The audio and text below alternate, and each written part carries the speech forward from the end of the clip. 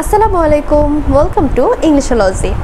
আজকে আমরা নিয়ে এসেছি অনার্স ফোর্থ ইয়ারের নোবেলের ইজিয়েস্ট সামারি। অ্যান্ড আমাদের নোবেলটার নাম হচ্ছে প্রাইড অ্যান্ড প্রিজুডিস, যেটা লিখেছেন জেন অস্টেন। জেন অস্টেনের লেখা ম্যাক্সিমাম নোবেলগুলাই দেখা যায় অনেক ক্যারেক্টার্স দিয়ে পুরোপুরি ভরপুর থাকে। অ্যান্ড এত ক্যারেক্টার্সের মধ্যে মনে রাখাটা খুব কঠিন হয়ে যায়। তারপরে আমরা চেষ্টা করব এই নোবেলের ক্যারেক্টারগুলোর মধ্যে থেকে খুব ইম্পর্টেন্ট ক্যারেক্টারগুলো নিয়ে ডিসকাস করার, আর একদম মেইন যে প্লটগুলো সেগুলো নিয়ে আলোচনা করার। সো চলুন দেরি না করে শুরু করা যাক। এই নোবেলের ইম্পর্টেন্ট ক্যারেক্টার্সের মধ্যে সবার প্রথমে আমরা দেখতে পাবো mister and missus Bennet family. Mister and missus বেনেটের 5 জন কন্যা সন্তান রয়েছে। তাদের মধ্যে সবচেয়ে বড় হচ্ছে জেন বেনেট, তারপর Elizabeth Bennet, Mary Bennet, Kitty Bennet and Lydia Bennet. Jane বেনেটের সম্পর্কে আমরা যদি একটু বলি, সে হচ্ছে মোটামুটি সুন্দরী একজন ভদ্রসভ্য সুশীল মেয়ে। তারপরে হচ্ছে এলিজাবেথ বেনেট। এলিজাবেথ বেনেট হচ্ছে সবচেয়ে সুন্দরী এই 5 বোনের মধ্যে থেকে। অ্যান্ড তার বিচক্ষণতা দিয়ে সে যে কোনো মানুষের সাথে পরিচিত হলে বা চলাফেরা করলে মিশলে কিছুক্ষণের মধ্যে বুঝতে পারে যে অ্যাকচুয়ালি মানুষটা কীরকম বা তার ক্যারেক্টারিস্টিক্স কীরকম। কিন্তু এলিজাবেথ বেনেট একজনকে চিনতে প্রথম দিকে কিছুটা ভুল করেছিল, অ্যান্ড আমরা পরবর্তীতে গিয়ে দেখতে পারবো সে মানুষটা কে। এতটুকু এখানে বলিনি, এলিজাবেথ বেনেট হচ্ছে আমাদের নোবেলের মেইন প্রোটাগনিস্ট বা মেইন ক্যারেক্টার যাকে আমরা বলি, আর আমাদের heroine Elizabeth Bennett. Elizabeth Bennett আমাদের টাইটেলের যে প্রাইড অ্যান্ড প্রিজুডিস, এর মধ্যে থেকে প্রিজুডিস ওয়ার্ডটার রিপ্রেজেন্টেটর। আর যেহেতু আমরা বলে দিয়েছি এলিজাবেথ বেনেট হচ্ছে আমাদের heroine, so there must be a hero in this novel, and the hero is Mister Fitzwilliam Darcy, বা আমরা শর্টকাটে এই নোবেলে তাকে ডার্সি বলবো। আর ডার্সি আমাদের টাইটেলের প্রাইডকে রিপ্রেজেন্ট করে। পরবর্তী যে ক্যারেক্টারগুলো তাদেরকে আমরা নোবেল আস্তে আস্তে পড়তে চিনব। সো মেইন গল্পে চলে যাই। তো প্রথমে শুরু হয় আমাদের যে mister and missus Bennet family, তাদের ফ্যামিলির কিছুটা ডিসক্রিপশন দিয়ে। আর তাদের ফ্যামিলিটা হচ্ছে কিছুটা মধ্যবিত্ত পরিবার থেকে বিলং করে। তো এই মধ্যবিত্ত পরিবারের যেই মা আর কি মিসেস বেনেট, তার চিন্তা অনুযায়ী সে ভাবে যে তার যেহেতু 5 জন সন্তান মেয়ে, এই 5 জনের মধ্যে যে কোনো একজনকে বা সবাইকে যদি কোনো রকমভাবে একটু অ্যারিস্টোক্রেটিক ফ্যামিলিতে বিয়ে দেওয়া যায় বা ধনী পরিবারে বিয়ে দেওয়া যায়, তাহলে তার পুরো ফ্যামিলির বা তার মেয়েদের ফ্যামিলিটা সেটেল হয়ে যাবে। এই চিন্তাধারা থেকে মিসেস বেনেট কিছুটা খোঁজ খবর নেওয়ার চেষ্টা করছিলেন যে আশেপাশে এই ধরনের কোনো ফ্যামিলি আছে কিনা যাদের ছেলে আনম্যারিড অবস্থায় আছে। তো ফরচুনেটলি কিছুদিনের মধ্যে তাদের গ্রামে বিংলে ফ্যামিলি বেড়াতে আসে। তারা আসে হচ্ছে মেইনলি লন্ডন থেকে। আর বিংলে ফ্যামিলির একজন আনম্যারিড ছেলে আছে, সে হচ্ছে আমাদের চার্লস বিংলে। তার 2 জন বোন আছে। চার্লস বিংলের 2 বোনের মধ্যে একজন হচ্ছে ম্যারিড, আরেকজন হচ্ছে আনম্যারিড। আর চার্লস বিংলেরই খুব ক্লোজ একজন ফ্রেন্ড আমাদের যে মেইন হিরো নোবেলের, সে হচ্ছে আমাদের ডার্সি। আর ডার্সির একজন বোন আছে, সে হচ্ছে জর্জিয়ানা ডার্সি। আচ্ছা, এতটুকু থেকে আমরা আবার একটু ব্যাকে চলে যাই। সেটা হচ্ছে এই ফ্যামিলির সিচুয়েশনটার পরে এই যে বিংলে ফ্যামিলি বেড়াতে আসে তাদের গ্রামে। এই গ্রামে বেড়াতে আসার পরে গ্রামে একটা প্রোগ্রাম অ্যারেঞ্জ হয়, যেখানে ফরচুনেটলি বেনেট ফ্যামিলি এবং বিংলে ফ্যামিলি দুজনেই ইনভাইটেড থাকে। এই প্রোগ্রামে গিয়ে জেন বেনেট আমাদের যে চার্লস বিংলে আছে তার সাথে পরিচিত হয়, এবং তারা 2 জন এই প্রোগ্রামে একসাথে ডান্স করে। এবং এই ডান্স করার মধ্য দিয়ে তাদের মধ্যে একটা ভালো সম্পর্ক তৈরি হয়। তারা দুজনকে পছন্দ করা শুরু করে, এবং এর মধ্যে দিয়ে আস্তে আস্তে তাদের মধ্যে একটা ভালো লাগার সম্পর্ক তৈরি হয়। তারপরে চার্লস বিংলে ওই প্রোগ্রামেই মিস্টার ফিটজউইলিয়াম ডার্সিকে বলেন যে তুমি যেহেতু বসেই আছো এভাবে একা একা ডান্স করছো না, তো তুমি এক কাজ করতে পারো, জেন বেনেটের যে বোন আছে এলিজাবেথ বেনেট, তার সাথে তো তুমি ডান্স করতেই পারো। সে খুবই সুন্দরী দেখতে, খুবই প্রিটি একটা মেয়ে, তো তার সাথে ডান্স করো। কিন্তু আমাদের ফিটজউইলিয়াম ডার্সি, যেহেতু বলেছিলাম আমরা প্রাইডকে সিম্বলাইজ করে, ও একটু অহংকারের মনোভাব নিয়ে বলল যে এলিজাবেথ বেনেট কি আর এমন সুন্দর, তার সাথে আমার কেন ডান্স করতে হবে, কি আছে ওর মধ্যে এরকম, আমি ডান্স করবো না ওর সাথে অ্যান্ড অল। তো এই বিষয়গুলো আমাদের এলিজাবেথ বেনেট আবার নেগেটিভলি অবজার্ভ করে। আর এটা করারই কথা, একটা মেয়েকে যখন একটা ছেলে এভাবে নেগলেক্ট করবে, তার অবশ্যই বিষয়টা খুবই সেলফ রেসপেক্টে লাগবে। তো এলিজাবেথ বেনেট তখন এই বিষয়গুলোকে খুবই নেগেটিভলি নেয় এবং মনে করে ছেলেটা যথেষ্ট অহংকারী, আমাকে এইভাবে নেগলেক্ট করছে কেন, এই ধরনের চিন্তাভাবনা তার মধ্যে ডার্সি সম্পর্কে হয়ে ওঠে। এই প্রোগ্রামে তারপরে আমরা দেখতে পাবো বিংলের যে দুজন বোন আছে তারা জেন বেনেটকে খুবই পছন্দ করে ফেলে। তো জেন বেনেটকে পছন্দ করার ফলে এই প্রোগ্রামের শেষে দিয়ে জেন বেনেটকে তারা তাদের বাড়িতে একটা ডিনার পার্টির জন্য ইনভাইট করে এবং এই ইনভিটেশনটা পাওয়ার পরে তো আমাদের মিসেস বেনেট স্বাভাবিকভাবেই অনেক খুশি হয়ে যায়, কারণ তার মাথায় ঘুরে যে যাক এই পার্টিটার মধ্যে দিয়ে যদি তার মেয়ে এবং বিংলের ফ্যামিলির যে ছেলে সে একটু কাছাকাছি আসতে পারে তাহলে অবশ্যই মন্দ নয় বিষয়টা। তো এই প্রোগ্রামটায় যাওয়ার আগে, বিংলে ফ্যামিলিতে যাওয়ার আগে মিসেস বেনেট একটা প্ল্যান করে, সেটা হচ্ছে জেন বেনেটকে উনি যেতে দিবেন এই ডিনার পার্টিতে, কিন্তু তার শর্ত হলো জেন বেনেট কোনো গাড়ি দিয়ে যেতে পারবে না পার্টিটায়, সে ঘোড়ার গাড়িতে চড়ে যাবে বা ঘোড়ায় চড়ে যাবে অ্যাকচুয়ালি। তো এই যে চিন্তা ভাবনাটা মিসেস বেনেটের, এটা আসার কারণটা আমি বলছি, তার প্ল্যানটা ছিল এরকম যে যেহেতু বিংলে ফ্যামিলিতে বেনেট যাবেই জেন বেনেট, সেই হিসেবে একদিন বা শুধুমাত্র এক রাত্রের পার্টিতে মিসেস বেনেটের খুব একটা পোষাবে না। তার ইচ্ছা হলো জেন বেনেট যেন কিছুদিন ওই বাড়িতে স্টে করতে পারে। এটা হবে এভাবে যে তাদের যে গ্রাম ওই টাইমটায় অ্যাকচুয়ালি বৃষ্টির মৌসুম চলছিল, অ্যান্ড ওই বৃষ্টির মৌসুমের মধ্যে দিয়ে জেন বেনেট যদি ঘোড়ায় চড়ে চার্লস বিংলের বাড়িতে ডিনার পার্টি অ্যাটেন্ড করতে যায়, তখন হবে কি বৃষ্টিতে ভিজে জেন বেনেট অসুস্থ হয়ে যাবে, তার জ্বর ঠান্ডা লেগে যাবে এবং এই উসিলা দিয়ে জেন বেনেট কিছুদিন বেশি বিংলে ফ্যামিলিতে স্টে করতে পারবে। যে ভাবা অ্যাকচুয়ালি সেই কাজই হয়েছে। আমাদের জেন বেনেট ঘোড়ায় চড়ে যখন গেল বিংলে ফ্যামিলিতে, সে স্বাভাবিকভাবে অসুস্থ হয়ে যায় এবং বিংলে ফ্যামিলি থেকে তাকে প্রপোজাল দেওয়া হয় কিছুদিন সেখানে স্টে করার জন্য। আর জেন বেনেটের দেখাশোনা করার জন্য সেখানে তার বোন এলিজাবেথ বেনেট গিয়ে বিংলে ফ্যামিলিতে তার সাথেই কিছুদিন থাকে। এরই মধ্যে দিয়ে দেখা যায় এলিজাবেথ বেনেটের সাথে আবারও সেই ডার্সির পরিচয় হয় বলতে দেখা হয়, সেই বাড়িতেই ডার্সি ছিল। তো একসাথে তারা কিছুদিন থাকার পরে এই সময়টার মধ্যে দিয়ে আবার ডার্সির এলিজাবেথ বেনেটকে ভালো লাগা শুরু হয়ে যায়, সে পছন্দ করা শুরু করে এলিজাবেথ বেনেটকে। এই পুরো সিচুয়েশনের মধ্যে দিয়ে আরেকটা ব্যাপারও ঘটতে থাকে ওই ফ্যামিলিতে, সেটা হচ্ছে আমাদের চার্লস বিংলের যে দুই বোন আছে তাদের মধ্যে একজন যে আনম্যারিড, সে আবার এলিজাবেথ বেনেটকে দেখতে পারে না। কেন? কারণ সে ডার্সিকে পছন্দ করে এবং মনে মনে ইচ্ছা পোষণ করে ডার্সিকে বিয়ে করার, কিন্তু সে যখন দেখে ডার্সি আস্তে ধীরে এলিজাবেথ বেনেটের প্রতি উইক হয়ে যাচ্ছে, তখন থেকে আবার এই চার্লস বিংলের যে আরেকজন বোন আছে সে এলিজাবেথ বেনেটকে পছন্দ করে না। এর মধ্যে আবার আরেকটা বিষয় হচ্ছে আমাদের যে ডার্সির বোন আছে জর্জিয়ানা ডার্সি, সেও আনম্যারিড, সে আবার আমাদের জেন বেনেটকে পছন্দ করে না, দেখতে পারে না, কারণ সে চার্লস বিংলেকে পছন্দ করে, চার্লস বিংলেকে সে বিয়ে করতে চায়।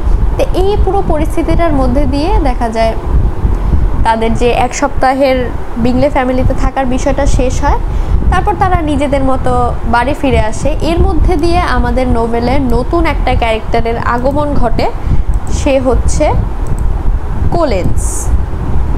আর কোলিন্স হলো বেনেটদের যে 5 জন মেয়ে আছে মিস্টার অ্যান্ড মিসেস বেনেটের, তাদের দূর সম্পর্কের চাচাতো ভাই। কোলিন্সের আগমনের মধ্যে দিয়ে আমরা সমাজের তখনকার আরেকটা চিত্র দেখতে পাবো, সেটা হচ্ছে তখন সমাজে এই জিনিসটা প্রচলন ছিল, যদি একটা ফ্যামিলিতে কোনো ছেলে সন্তান না থাকে, শুধুমাত্র মেয়ে সন্তান থাকে, তাহলে তাদের যে ইমিডিয়েট কোনো ছেলে সন্তান যদি থাকে তখন তারা হচ্ছে ফ্যামিলির ওয়ারিশ হয়। তো এই বেনেট ফ্যামিলির যে 5 জন কন্যা সন্তান, তাদের দূর সম্পর্কের চাচাতো ভাই হচ্ছে কোলিন্স। এই কোলিন্স হলো বেনেট ফ্যামিলির ইনডিরেক্ট ওয়ারিশ। সে অ্যাকচুয়ালি বিয়ে করার উদ্দেশ্যে আসে। বিয়ে করার উদ্দেশ্যটা তার এই কারণে ছিল যে লেডি ক্যাথেরিন তাকে বলেছিল এই মুহূর্তেই যে কোনোভাবে বিয়ে করতে। এই যে লেডি ক্যাথেরিন হচ্ছে আমাদের কোলিন্সের একজন পৃষ্ঠপোষক। লেডি ক্যাথেরিনের পৃষ্ঠপোষকতায় কোলিন্স বড় হয়েছে, আর কোলিন্স বড় হওয়ার পরে তাকে একটা প্রতিষ্ঠানের ডিন বানিয়ে দিয়েছিল। এতটাই প্রভাব বিস্তার করতো কোলিন্সের উপরে তার, এবং এই মুহূর্তে যেহেতু লেডি ক্যাথেরিন তাকে বলেছে বিয়ে করতে হবে, দ্যাট মিন্স এনি হাউ কোলিন্সকে এই সময় বিয়ে করতে হবে। তার কথা ফালানোর মতো কোনো সুযোগ নেই। তো এটাও ওই সমাজের একটা সিচুয়েশন যে যার পৃষ্ঠপোষকতায় বড় হওয়া হয় সে যখন যেটা বলবে সেটা মানতেই হবে। তো কলিন্স প্রথমে চেয়েছিল জেন বেনেটকে বিয়ে করতে, কিন্তু সে যখন দেখে জেন বেনেট চার্লস বিংলের সাথে যথেষ্ট ক্লোজ হয়ে গিয়েছে, তারপরে সে অ্যাকচুয়ালি এখানে ট্রাই করা অফ করে দেয়। তারপরে সে এলিজাবেথ বেনেটকে অনেকবার প্রপোজ করে, কিন্তু এলিজাবেথ বেনেট অ্যাকচুয়ালি রাজি হয় না তার প্রপোজালে। সেই কারণে সে এখান থেকেও অ্যাকচুয়ালি মুভ অন করে এবং শেষ পর্যন্ত কলিন্স শার্লট লুকাসকে বিয়ে করে। অ্যান্ড শার্লট লুকাস হচ্ছে এলিজাবেথ বেনেটেরই একটা ফ্রেন্ড। তো এখানে সিচুয়েশনটা কীরকম দেখুন, যে লেডি ক্যাথারিন বলেছে মানে বিয়ে করতে হবে, এরকম একটা সিচুয়েশন। আর লেডি ক্যাথারিন হচ্ছে ফিটজউইলিয়াম ডার্সির ফুফু বা আন্ট হয় আর কি। আচ্ছা, এতটুকু জাস্ট ইনফরমেশন দেওয়ার জন্য বলা, এখানে প্লটের সাথে কোনো সম্পর্ক নেই। তো তারপরে হচ্ছে এই সিচুয়েশনটা শেষ হওয়ার পরে আমাদের আরেকটা ক্যারেক্টারের আগমন হবে, সে হচ্ছে উইকহাম। উইকহাম হচ্ছে একজন আর্মি অফিসার অ্যান্ড ওকে আমরা নোবেলের প্রথম দিকে যথেষ্ট ভালো একজন মানুষ হিসেবে দেখতে পারবো। অ্যান্ড ও চেষ্টা করে আমাদের এলিজাবেথ বেনেটকে ইমপ্রেস করার, এবং এলিজাবেথ বেনেট প্রথম দিকে ওর সাথে মিশার পরে ইমপ্রেসড হয়েও যায় অনেকটা। এলিজাবেথ বেনেট মনে করে ভালো অনেক অ্যাকচুয়ালি যে আমাদের উইকহাম আছে। এলিজাবেথ বেনেটের মনে তো অলরেডি ডার্সিকে নিয়ে যথেষ্ট নেগেটিভিটি আছে, তো ও অ্যাকচুয়ালি ডার্সিকে নিয়ে তেমন একটা চিন্তাভাবনা করে না। কিন্তু ডার্সি ওই সপ্তাহখানিক এলিজাবেথের সাথে যখন বিংলে ফ্যামিলিতে থেকেছে ততদিনে আবার ডার্সি এলিজাবেথ বেনেটের প্রতি উইক হয়ে গিয়েছিল। তো এই সিচুয়েশনের মধ্যে দিয়ে এলিজাবেথ বেনেট আবার উইকহামের প্রতি যেহেতু ইমপ্রেসড হয়ে যায়, তার সাথে একটু ঘোরাফেরা করা শুরু করে, এদিক সেদিক যাওয়া শুরু করে। এরই মধ্যে একদিন এই সিচুয়েশনের মধ্যে আবার ডার্সির সাথে তাদের দেখা হয়ে যায় রাস্তায়। ডার্সির সাথে দেখা হওয়ার পর ডার্সি যেহেতু এলিজাবেথ বেনেটকে পছন্দ করে, অবশ্যই সে তার সাথে অন্য কোনো পুরুষ মানুষকে সহ্য করবে না। সেই হিসেবে ডার্সি উইকহামের দিকে যখন তাকায়, একটু তীক্ষ্ণ নজরে তাকায় বা একটু রুক্ষ নজরে তাকায়, তখন দেখা যায় এই জিনিসটা আবার আমাদের এলিজাবেথ বেনেটের চোখে পড়ে। এলিজাবেথ বেনেট তখন জিজ্ঞেস করে উইকহামকে যে ডার্সি তোমার দিকে এইভাবে তাকালো কেন, বা হোয়াটস রং উইথ দ্যাট সিচুয়েশন। তখন উইকহাম মিথ্যা কথা বলে। এই যে এই টাইমটা থেকে আমাদের আসলে উইকহামের যে আসল চরিত্র বা আসল ক্যারেক্টারিস্টিক সেটা প্রকাশ পায়। উইকহাম আসলে মিথ্যেবাদী একটা লোক এবং যথেষ্ট চতুর চালাক টাইপের। সে তখন বলে যে ডার্সির সাথে আসলে তার আগে থেকেই পরিচয় ছিল। ডার্সির পিতা ছিল তার পিতার শিক্ষক বা টিচার। তো তার পিতা উইকহামের পিতা মারা যাওয়ার পরে ডার্সির বাবা উইকহামকে অ্যাকসেপ্ট করেছিল এবং বলেছিল যে উইকহামকে সে দেখাশোনা করবে, এবং ডার্সিকে তার বাবা বলেছিলেন যদি সে মারা যায় তারপরে যেন ডার্সি তার সম্পত্তি থেকে উইকহামকে ভাগ দেয় এবং উইকহামের লেখাপড়াটা যেন ডার্সি ঠিকঠাক মতো করে। তো এই কাজটা উইকহাম বলে ডার্সি অ্যাকচুয়ালি করেনি। ডার্সি তাকে তার বাড়ি থেকে বের করে দেয় তার বাবা মারা যাওয়ার পরে। এরকম একটা পরিস্থিতি হচ্ছে এলিজাবেথ বেনেটের সামনে উইকহাম তুলে ধরে, এবং তখন তো এলিজাবেথ বেনেটের মনে ডার্সিকে নিয়ে আরও নেগেটিভ চিন্তা ঢুকে যায় যে এরকম একটা এতিম ছেলেকে, এরকম বাবা হারা মা হারা সন্তানকে সে এইভাবে ঘর থেকে বের করে দিল, তার মানে অ্যাকচুয়ালি ডার্সি যথেষ্ট খারাপ একজন ছেলে। কিন্তু এইসবের মধ্যে দিয়ে হঠাৎ করে দেখা যায় উইকহাম এই যে বেনেট ফ্যামিলির ছোট মেয়ে লিডিয়া বেনেট, তাকে নিয়ে একদিন উইকহাম পালিয়ে যায়। পালিয়ে যাওয়ার পরে ওই সময়ের সিচুয়েশন সমাজে এরকম ছিল যে কোনো একটা মেয়েকে নিয়ে যদি কোনো ছেলে পালিয়ে যায় তখন সেই মেয়ের সাথে ওই ছেলের বিয়ে দিতেই হবে, না হলে মেয়ের ফ্যামিলির বা মেয়ের যথেষ্ট ইনসাল্ট হয়ে যায় আর কি সমাজে। তো ওই বিষয়টার সুযোগ নিয়ে উইকহাম বেনেট ফ্যামিলির কাছ থেকে প্রচুর পরিমাণের টাকা চাইতে থাকে। ও বলতে থাকে যে এতটা পরিমাণ টাকা যদি তাকে না দেওয়া হয় তাহলে সে লিডিয়া বেনেটকে ছেড়ে দিবে, লিডিয়া বেনেটের সাথে সে সংসার করবে না। সো এই হুমকির মুখে এসে বেনেট ফ্যামিলি যখন কোনো কুলকিনারা পাচ্ছিল না, যেহেতু তারা মধ্যবিত্ত ফ্যামিলি থেকে বিলং করে, তখন এই সিচুয়েশন থেকে তাদেরকে ডার্সি রক্ষা করে এবং ডার্সি সম্পূর্ণ টাকাটা পে করে লিডিয়া বেনেটের সাথে যেন উইকহাম সংসার করে সেই স্বার্থে। তো তারপরে এই বিপদ থেকে রক্ষা পাওয়ার পরে এলিজাবেথ বেনেটের মনে ডার্সিকে নিয়ে কিছুটা ভালো ইম্প্যাক্ট তৈরি হয়। আর সে চিন্তা করতে থাকে যে না, এতদিন হয়তোবা আমি ছেলেটাকে ভুল বুঝেছিলাম, ডার্সি তো অ্যাকচুয়ালি ভালো একটা ছেলে, যেহেতু ওর ফ্যামিলির হেল্প করেছে, এত বড় একটা হেল্প করেছে বিপদের সময়। তো এইসবের মধ্যে দিয়ে যখন কিছুটা ভালো ইম্প্যাক্ট এলিজাবেথের মনে ডার্সিকে নিয়ে পড়ছিল, ওই সময় হয় কি, বিংলে ফ্যামিলি থেকে বেনেট ফ্যামিলির কাছে একটা চিঠি যায়। তারা চিঠিতে এরকমভাবে বলে যে তারা লন্ডনে আবার ব্যাক করছে, লন্ডন থেকে তারা কবে ফিরবে বা আদৌ আর কখনো এই দেশে ফিরবে কি না তার কোনো গ্যারেন্টি নেই। সো তাদের কাছ থেকে বিদায় নেওয়ার জন্য চিঠিটা দেওয়া হয়। এবং চিঠিতে আরেকটা ইন্টারেস্টিং বিষয় দেওয়া ছিল, সেটা হচ্ছে চার্লস বিংলের সাথে নাকি জর্জিয়ানা ডার্সির বিয়ে ঠিক হয়েছে, তাদের দুজনের বিয়ে হবে। এই জিনিসটা বেনেট ফ্যামিলিকে জানিয়ে দেওয়া হয়। তারপরে এলিজাবেথ বেনেটের মনে আবারও ফিটজউইলিয়াম ডার্সিকে নিয়ে একটি খারাপ মনোভাব তৈরি হয়। সে চিন্তা করে যে ডার্সি হয়তো ইচ্ছা করে এই পুরো বিষয়টা করেছে, এলিজাবেথের বোনের বিয়েটা ভেঙে দিয়ে নিজের বোনের সাথে তার বন্ধুর বিয়েটা ঠিক করে দেয়। তো এই চিন্তাটা থেকে এলিজাবেথ বেনেটের মনে আবারও ডার্সির প্রতি বিরূপ মনোভাব তৈরি হয়। সে মনে করে তার বোনের বিয়েটা এভাবে ডার্সি ভেঙে দিল, এরকম একটা কাজ সে করতে পারলো, এরকম চিন্তা ভাবনা করার মধ্যে দিয়ে হঠাৎ করে দেখা যায় এলিজাবেথ বেনেটের আঙ্কেল অ্যান্ড আন্ট তাদের আগমন হয় এই নোভেলে। মিস্টার অ্যান্ড মিসেস গার্ডিনার তাদের আগমনের পরে তারা করে কি, এই যে বেনেট ফ্যামিলির মেয়েদেরকে তাদেরকে নিয়ে লন্ডন ঘুরতে যায়। লন্ডন ঘুরতে যাওয়ার পরে কোইন্সিডেন্টলি তাদের সাথে ডার্সির দেখা হয়। এবং ডার্সির দেখা হওয়ার পরে এরকম একটা অপরিচিত দেশে ডার্সি মিস্টার অ্যান্ড মিসেস গার্ডিনারের প্রচুর ভালো আতিথেয়তা করে। সে অনেক খেয়াল রাখে, তাদের দুজনের অনেক ভালো হসপিটালিটি করে। এগুলো দেখে আবারও এলিজাবেথ বেনেটের মধ্যে ডার্সিকে নিয়ে একটা পজিটিভ চিন্তাভাবনা তৈরি হয়। সে মনে করে না, আমি আসলে প্রথম থেকেই ডার্সিকে হয়তো ভুল বুঝেছিলাম, ডার্সি এতটাও খারাপ না যতটা ভেবেছিলাম, যেহেতু ও এই ধরনের একটা অপরিচিত দেশে আমার আঙ্কেল অ্যান্ড আন্টিকে নিঃস্বার্থভাবে এতটা দেখভাল করছে, খেয়াল রাখছে আমার আঙ্কেল আন্টির। আবার আমার বোনের সাথে যেন উইকহামের বিয়েটা ঠিকঠাক মতো থাকে লিডিয়া বেনেটের সাথে, তার জন্য ডার্সি যেহেতু এতগুলো টাকা দিয়ে আমার ফ্যামিলিকে উদ্ধার করেছে, তার মানে অবশ্যই ছেলেটা ভালো একটা ছেলে। তো সেই সময়ে দেখা যায় আবার এলিজাবেথ বেনেটের সাথে আমাদের ডার্সির এই হিরো আর হিরোইনের মধ্যে একটা ভালো বোঝাপড়া তৈরি হয়। তারা দুজনকে আবারও পছন্দ করে ফেলে এবং তাদের দুজনের শেষ পর্যন্ত বিয়ে হয়। এবং আমরা এটাও দেখতে পারবো যে জেন বেনেটের সাথেও শেষ পর্যন্ত চার্লস বিংলের বিয়েটা হয়ে যায়। উইকহামের সাথে লিডিয়া বেনেটের সংসারও ভালোভাবে চলতে থাকে। সব কিছু সুন্দরভাবে একটা হ্যাপি এন্ডিংয়ের মধ্যে দিয়ে এই নোভেলটা কমপ্লিট হয়। তো এই ছিল সম্পূর্ণ নোভেলের যেই মেইন প্লটগুলো। এটা হচ্ছে প্রাইড অ্যান্ড প্রিজুডিসের সামারি। আর এই নোভেলের কিছু থিম আমি বলবো। থিমগুলো হচ্ছে ম্যারেজ, ওয়েলথ অ্যান্ড ক্লাস।